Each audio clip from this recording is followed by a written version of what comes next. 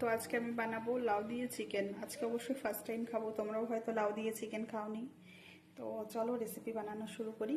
এখানে তেল নিয়ে নিয়েছি, গরম হয়ে গেছে তেলটা, এবার ফোড়ন দিয়ে দেবো জিরে আর তেজপাতা। পেঁয়াজ কুচি দিলাম, পেঁয়াজটা ভালো করে ভেজে নেবো, তারপর লাউগুলো দিয়ে দেবো। লাউটা দিয়ে দিয়েছি, তার সাথে আবার হলুদ আর নুন দিয়ে দিয়েছি।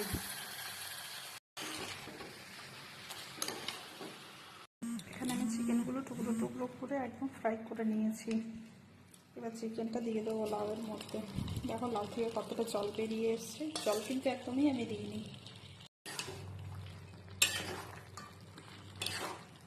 মিক্স করে চিকেনগুলো যাতে একটু সেদ্ধ হয়ে যায় ভালোভাবে মিক্স করে দিলাম।